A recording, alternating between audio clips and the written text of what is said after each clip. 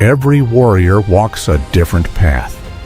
Samurai, the path of discipline. Ronin, the path of independence. Ninja, the path of strategy. Zen monk, the path of wisdom. Shogun, the path of power. But today, we explore the path of the Zen monk. You call it sensitivity. You call it being attuned to your feelings. I call it a total lack of a spine. You are a biological puppet. Your strings are pulled by every passing mood, every minor inconvenience, and every chemical spike in your brain. You are the emotional drifter. A child wearing the suit of a man, crying because the world doesn't cater to your fragility. You hide behind the word sensitive to justify why you cannot control your temper, your cravings, or your cowardice. You are a slave to the most unreliable master in existence, your current emotion. The paradox is lethal. You believe that honoring your feelings makes you authentic. In reality, it makes you a ghost because you have no center, you have no self. You react. You do not act. You drift from the numbing haze of junk food to the cheap escape of digital substances, chasing a comfort that will never arrive. You are terrified of the internal silence because in that silence, you are nothing. There is a mystery in your failure, a void where your will should be, and only the blade of the monk can carve out the truth. Ancient standards of mastery demanded that a man be the mountain, regardless of the storm. Modern decay encourages you to be the leaf, blown by the slightest breeze of anxiety or stress. You treat your emotions like gods to be worshipped. A warrior treats them like weather to be observed. You have mistaken your internal chaos for a personality. You have become emotionally immature in a world that requires iron stability.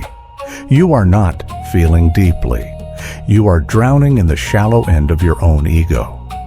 Uesugi Kenshin, the dragon of Ichigo, was a storm of a man who found stillness in the void.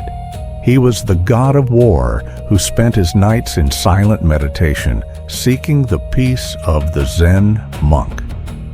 In 1561, during the Fourth Battle of Kawanakajima, the air was thick with the scent of burning cedar and the metallic iron tang of wet blood.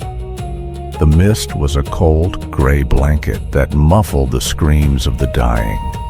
Kenshin did not charge with rage. He charged with the terrifying absolute calm of a man who has already died in his mind. He sat in his war pavilion before the final assault, the floorboards biting into his knees with a numbing chill. He sipped his tea while the enemy cavalry thundered toward his position. He could feel the vibration of the earth through the soles of his feet. He could hear the silk of his white monk's cowl rustling in the wind. His pulse was a steady, rhythmic drum. He didn't see enemies. He saw a sequence of movements to be corrected. He didn't feel fear. He felt the weight of the mala beads in his hand and the balance of his sword. He was a monk in a suit of armor, a void that consumed the chaos around him. The mechanics of your failure are rooted in your refusal to be still. You drift because you're afraid to look at the rot inside. You use sensitivity as an excuse to avoid the difficult conversation, the heavy lift, and the cold reality of your own insignificance. You are an emotional drifter because you have never disciplined your breath. You react to the world because you have no world of your own. You are a man-child seeking a mother in every interaction, trading your dignity for a moment of validation. You want to click away because this feels mean. That is your immaturity speaking. You are looking for a hug. I am giving you a mirror. You're watching this, looking for a way to feel better.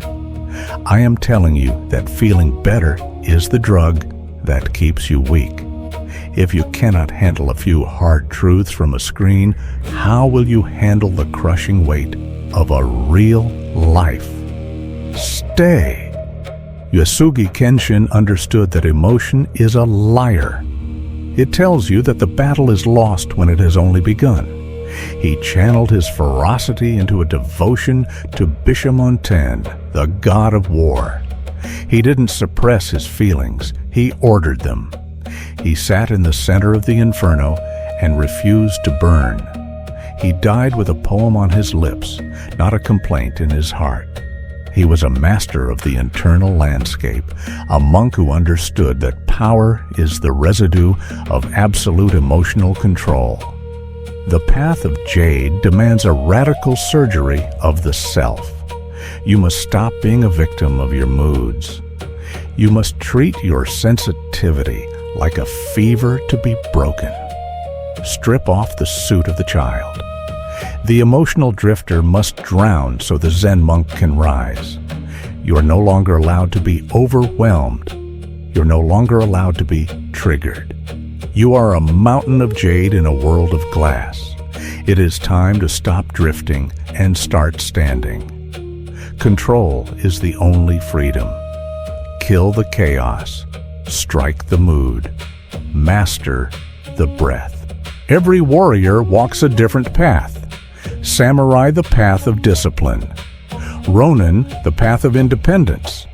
Ninja, the path of strategy. Zen monk, the path of wisdom. Shogun, the path of power. Which one are you? Comment below.